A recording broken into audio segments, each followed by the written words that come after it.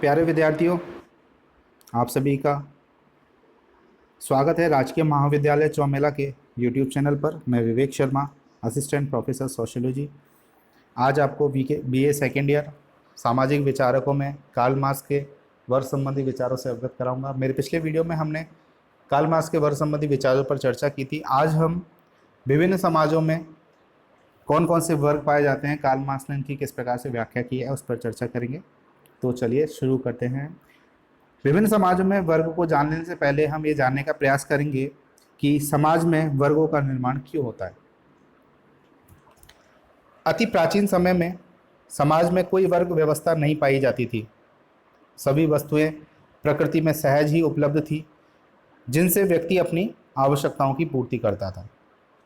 प्रकृति द्वारा प्रदत्त जीवित रहने के साधनों का वितरण भी समान था। अतः वर्गों का जन्म नहीं हुआ और शोषण की समस्या भी नहीं थी। मार्क्स के अनुसार समाज में सर्वप्रथम वर्ग प्राचीन साम्यवादी युग के अंतिम चरण में विकसित हुए। आर्थिक दृष्टि से वर्गों का विकास अतिरिक्त उत्पादन तथा वितरण में असमानता के कारण हुआ। इससे निजी संपत्ति की अवधारणा ने जन्म लिया। दास युग में जब कैदियों से गुलामों की तरह काम लिया जाने लगा तो वर्गों की उत्पत्ति हुई।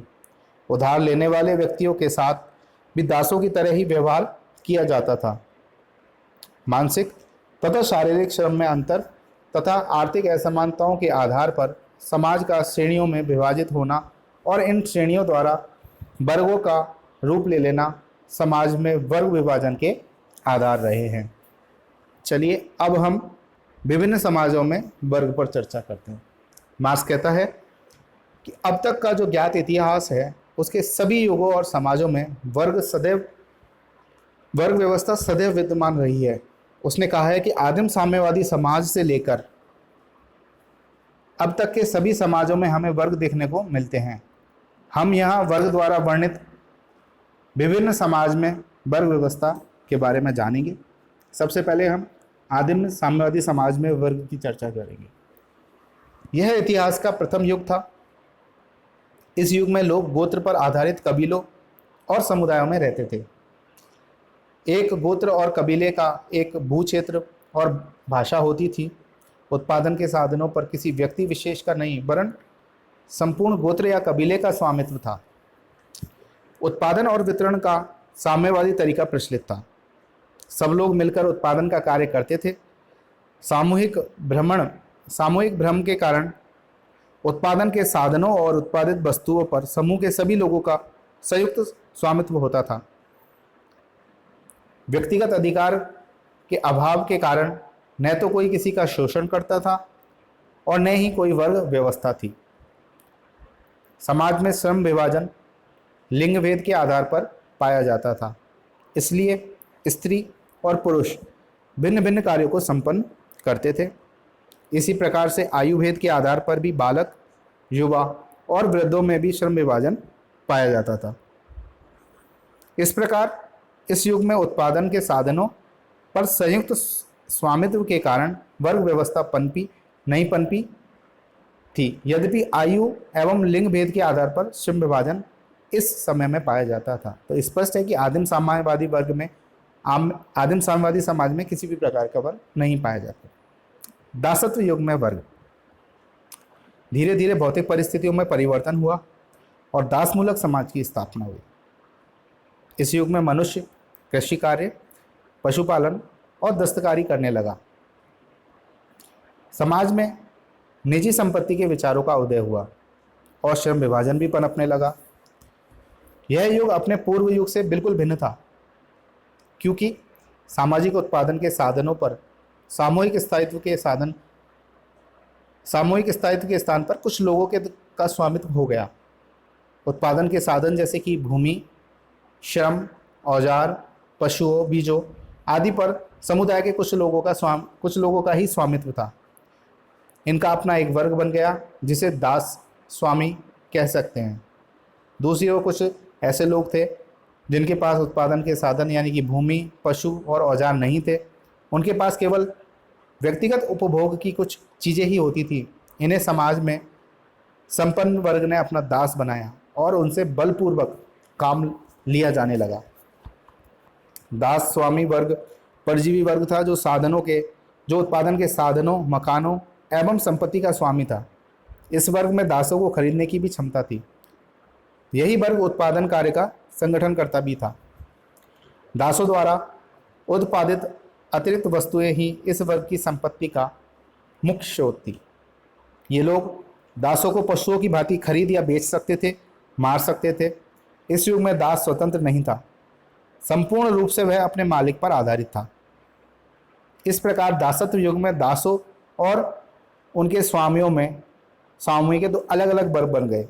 स्वामियों ने दासों का शोषण किया, संपत्ति कुछ ही लोगों के हाथों में केंद्रित होने लगी, जिससे कि वे आर्थिक और राजनीतिक दृष्टि से शक्ति संपन्न हो गए। वे दासों से जबरन काम लेने लगे और पहले की भांति अब लोग स्वेच्छा से मिलजुल कर काम नहीं करते थे। इस प्रकार मार्क्स के अनुसार दासत्व युग में ही पहली बार वर्गों का उदय हुआ था। इस समाज ने पूर्व समाज की अपेक्षा बहुत आर्थिक उन्नति की। इस युग में नगरों का निर्माण हुआ, व्यापार का विकास हुआ, कृषि और उत्पादन के लिए धातुओं के औजार बनाए जाने लगे। लोहे के हथियारों तथा रणकौशलों से सुसज्जित बड़ी बड़ी सेनाएं खड़ी की गई। विलासिता की वस्तुओं का निर्माण हुआ तथा हस्तशिल्प का पर्याप्त विकास हुआ। इस प्रकार दासत्व युग में दास और मालिक दो वर्गों का उदय हुआ। सामंती समाज में वर्ग। सामंती समाज में भी दो वर्ग थे, एक तरफ सामंत और दूसरी तरफ अर्धदास किसान। सामंतों के पास उत्पादन के साधन और विशेषतः भूमि थी। यही लोग सत्ताधारी भी थे। अर्धदास किसान सामंतों के अधीन थे और उनसे खेती का कार्य करवाया जाता था। यद्यपि इनकी स्थिति पूर्ण रूप से दासों जैसी तो नहीं थी, किंतु इन पर अनेक प्रकार के प्रतिबंध थे। भूस्वामी सामंत ही अर्धदास किसानों के श्रम के संगठन करता थे और उनके द्वारा उत्पादित अतिरिक्त वस्तुओं का अधिकांश भाग वे स्वयं हड़प लेते थे। अर्धदास किसान सामंतों के यहाँ खेती करते, घरों पर कार्य करते और युद्ध के समय उनकी सेनाओं में सिपाही के रूप में लड़ते थे। इस युग में निजी संपत्ति की धारणा प्रबल हुई। सामंतों के द्वारा किसानों का शोषण भी होता रहा और इन दो वर्गों में संघर्ष पूर्व समाज की तुलना में अधिक स्पष्ट था। अब हम चर्चा करेंगे पूंजीवादी समाज में वर्ग की। इस समाज की स्थापना मशीनों के आविष्कार तथा बड़े बड़े उद्योग धंधों के कारण हुई थी। इस समाज में उत्पादन के साधनों पर पूंजीपतियों का अधिकार होता है तथा उत्पादन का कार्य श्रमिकों के द्वारा कराया जाता है। मार्क्स श्रमिक वर्ग को सरवारा वर्ग कहते हैं और पूंजीपति वर्ग को बुर्जुआ वर्ग कहते हैं। सरवारा वर्ग पूंजीपति वर्ग का विरोधी होता है, किंतु साथ ही उसकी एक आवश्यक शर्त भी होती है। सरवारा वर्ग के पास उत्पादन के साधन नहीं होते, अतः वह पूंजीपति को अपना श्रम बेचकर अपनी जीविका अर्जित करता है। पूंजीपति वर्ग सरवारा वर्ग की मजबूरी का फायदा उठाता है और उनका आर्थिक शोषण करता है। प्रारंभ में पूंजीपति वर्ग एक प्रगतिशील वर्ग था, किंतु धीरे धीरे शक्तिशाली उत्पादक शक्तियों के विकास के कारण पूंजीपति वर्ग भी अधिक शक्तिशाली हो गया और उसने उत्पादन को संगठित करने के बजाय सामाजिक प्रगति को भी अवरुद्ध किया। आधुनिक पूंजीवादी समाज, जो कि सामंतवादी समाज के विध्वंस से पैदा हुआ है, में वर्ग संघर्ष समाप्त नहीं हुआ, वरन उसने पुराने रूप के स्थान पर नए रूप को विकसित किया।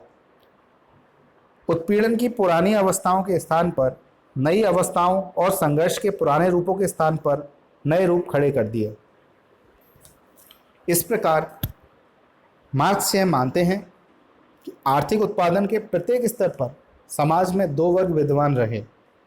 दासत्व युग में दास और उनके स्वामी, सामंतवादी युग में सामंत और अर्धदास किसान, और वर्तमान पूंजीवादी युग में पूंजीपति और सरवारा वर्ग विद्यमान रहे हैं।